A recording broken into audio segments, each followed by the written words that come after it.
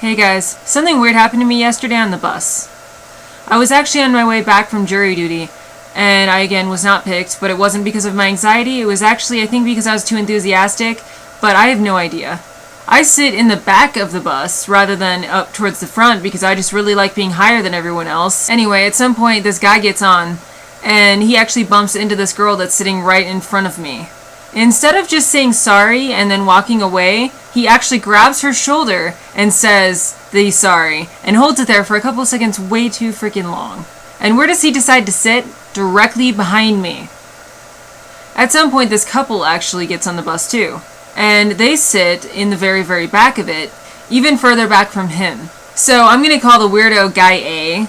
Guy A just started talking to Guy B, seemingly unprompted, and he makes the comment that he does not know how lucky he is. Of course, Guy B is really confused and asks why he doesn't know how lucky he is, and Guy A is like, because you have someone that loves you. You would think that'd be the end of it, but it wasn't. Guy A kept talking to Guy B and saying, "She's beautiful. You don't know how lucky you are. You're the luckiest man in the world. If I was the luckiest man in the world, I'd be sitting right next to her." This, of course, makes the couple very uncomfortable. They actually get off the very next stop. And then it still wasn't over, because he starts talking to this other guy. Let's call him Guy C. So Guy A is talking to Guy C, and I don't know if he was intending to talk to that guy specifically, but he's the one that responded. Guy A tells Guy C, that guy just doesn't know how lucky he was. She's beautiful. Not gorgeous. She's beautiful. And then Guy C randomly says something about how apparently women like her have power over men. I just ended up tuning out after that and trying to focus on playing my game. I was playing Hexic Link at the time. I was zoning out. I was just hiding behind my hair shield because it's so long at this point that I just covered my face completely by looking down.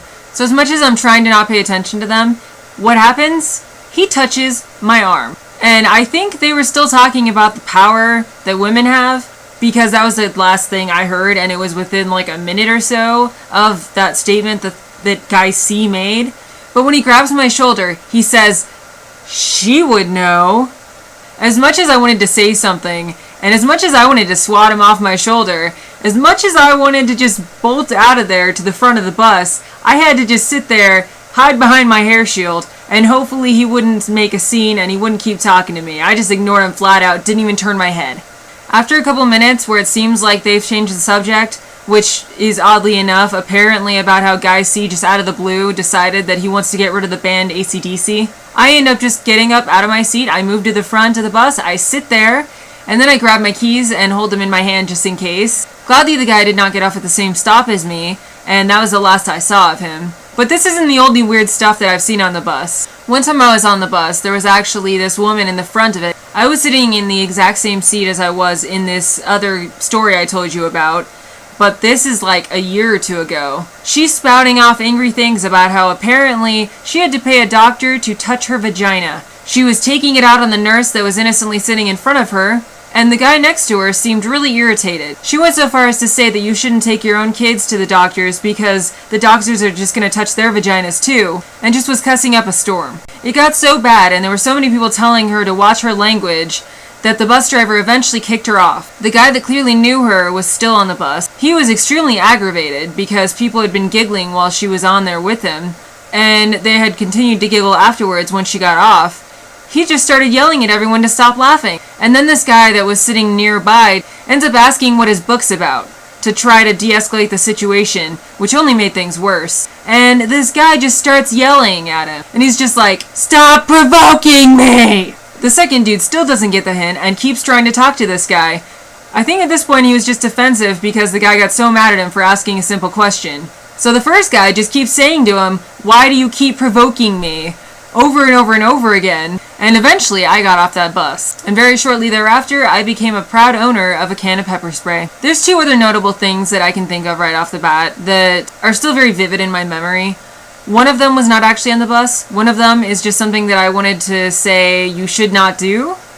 And basically there was this woman that was driving alongside the bus for at least a block or two, and she was doing her foundation in the mirror the entire time. It did not look like she was even looking where she was going. She just kept doing her foundation in the mirror. I was surprised that she didn't hit anything. And I just want to say that was insanely selfish. And please do not do your makeup in the mirror. Even if you're putting yourself at risk and you don't care about it, you should care about the fact that you're putting others at risk. If you really need it that badly to look good when you're going wherever you're going, then you should have planned to wake up earlier. And if you just for some reason were late that day and things just didn't work out, you should wait until you get to work, and then you should do it in that bathroom or something like that. Because frankly, I feel like others' safety is more important than your vanity. This other notable experience I had was actually more disturbing and less uncomfortable, and left me just a bundle of nerves afterwards. We ended up parking at an intersection that used to be a bus stop. This guy that was clearly coming from a bar that was a block away ended up standing there and trying to get into the bus. The bus driver didn't open the door because you're not supposed to do that unless you're actually at a bus stop. So this drunk guy, he gets so angry that he starts yelling at the bus driver, and at some point it just escalates to where he punches the freaking door. He didn't punch it once, he punched it twice. The first time made enough impact to crack it. The second time actually shook the bus a little bit, and he punched a hole through it. Everyone on the bus was just extremely uncomfortable at that point and just hoping that he doesn't get in, and what the heck are we supposed to do? But luckily we did not have to figure out what would have happened. We started moving again, and all of us had to write reports on what we had just witnessed, and that left me pretty shaken up. It seemed like the dude had like superhuman strength. Anyway, that's all I got for you today, and thanks for watching.